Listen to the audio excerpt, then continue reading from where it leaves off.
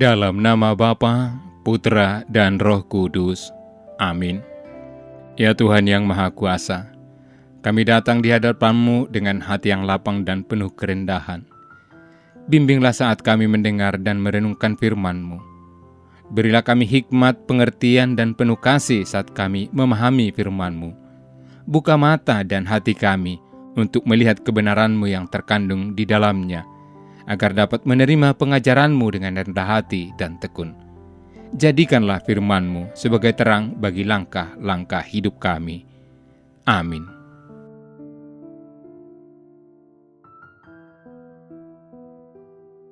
Marilah kepadaku semua yang letih lesu dan berbeban berat. Aku akan memberi kelegaan kepadamu. Pikullah kuk yang kupasang dan belajarlah padaku. Karena aku lemah lembut dan rendah hati, dan jiwamu akan mendapat ketenangan. Sebab kuk yang kupasang itu enak, dan bebanku pun ringan. Demikianlah sabda Tuhan.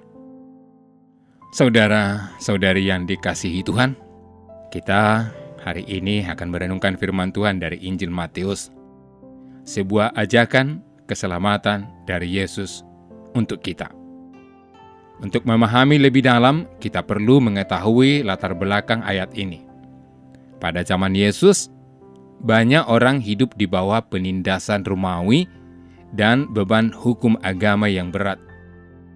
Mereka bekerja keras dan menghadapi banyak kesulitan tanpa adanya penghiburan sejati.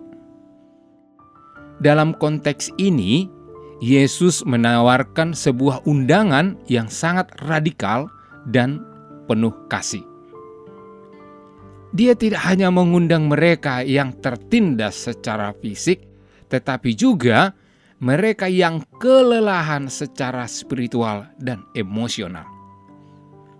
Yesus menawarkan sesuatu yang dunia ini tidak bisa berikan, kelegaan sejati dan istirahat bagi jiwa.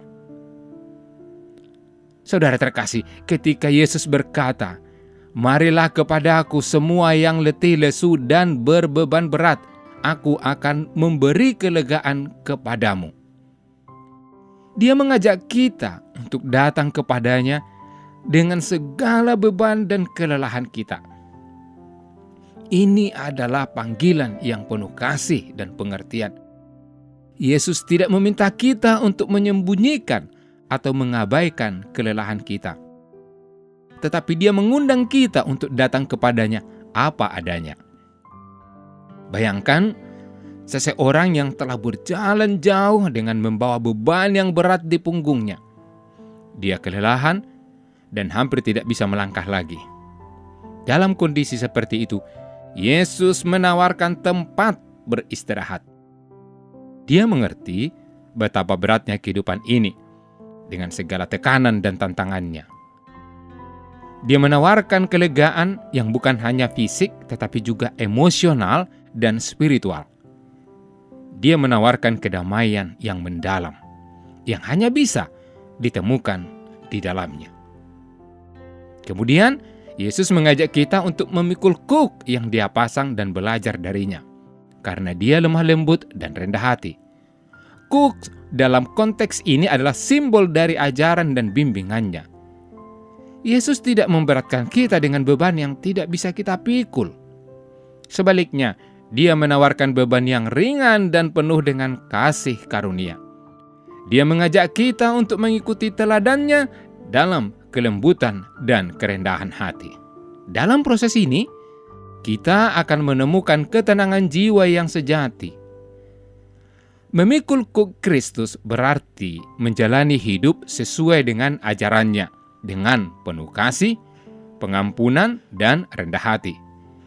Yesus tidak hanya memberikan instruksi, tetapi juga menyertai kita dalam setiap langkah perjalanan hidup kita, memberikan kekuatan dan penghiburan yang kita butuhkan.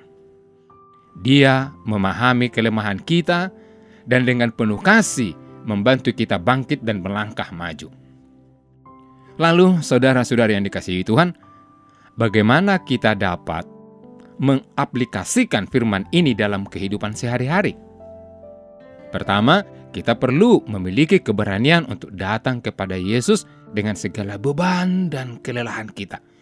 Jangan ragu untuk menyerahkan segala kekhawatiran, ketakutan, dan masalah kita kepadanya dalam doa.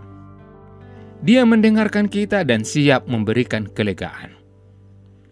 Yang kedua, kita harus bersedia menerima bimbingannya dan memikul tanggung jawab sebagai pengikut Kristus dengan keyakinan bahwa Dia akan memberikan kita kekuatan dan ketenangan. Yang ketiga, mari kita belajar untuk menjadi pribadi yang lemah lembut dan rendah hati seperti Yesus. Dengan meneladani sikapnya, kita dapat menciptakan lingkungan yang lebih damai dan penuh kasih di sekitar kita, serta menjadi berkat bagi orang lain. Cobalah untuk mengampuni mereka yang menyakiti kita, membantu mereka yang membutuhkan, dan berbagi kasih dengan orang di sekitar kita. Ketika kita menjalani hidup dengan cara ini, percayalah bahwa kita akan merasakan kelegaan dan kedamaian yang dijanjikan Yesus. Semoga renungan kita hari ini menguatkan dan memberikan semangat baru bagi kita dalam menjalani kehidupan sehari-hari. Mari kita terus mendekat kepada Yesus, sumber kedamaian dan kelegaan sejati. Tuhan memberkati kita semua. Tuhan yang Maha Kuasa, terima kasih atas firman-Mu yang telah kami dengarkan hari ini. Kami mohon agar Engkau membimbing kami dalam pemahaman dan penerapan firman-Mu dalam hidup kami.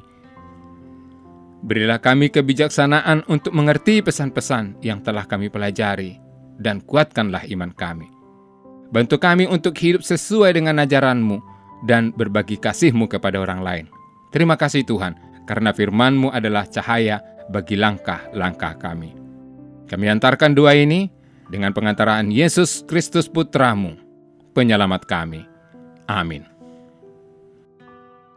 Allah yang Maha Kasih, kami bersyukur atas rencana perjalanan apostolik Bapak Suci Fransiskus ke Indonesia. Semoga perjalanan ini menjadi pengalaman iman yang mempererat persaudaraan dalam keanekaragaman, memperkuat bela rasa kepada saudari-saudara kami yang miskin, lemah, tersingkir, dan menderita.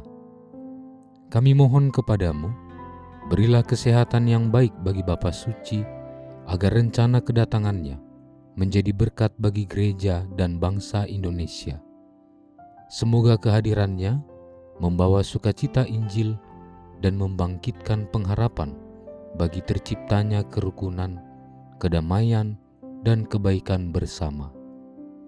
Bersama Bunda Maria, Ibu dan Teladan Iman, serta Bapak Yosef, mempelainya yang amat setia, kami serahkan siapapun yang terlibat dalam persiapan dan pelaksanaan kunjungan apostolik Bapa Suci ini ke dalam kuasa kasih-Mu. Dengan pengantaraan Kristus, Tuhan kami. Amin. Dalam nama Bapa dan Putra dan Roh Kudus. Amin.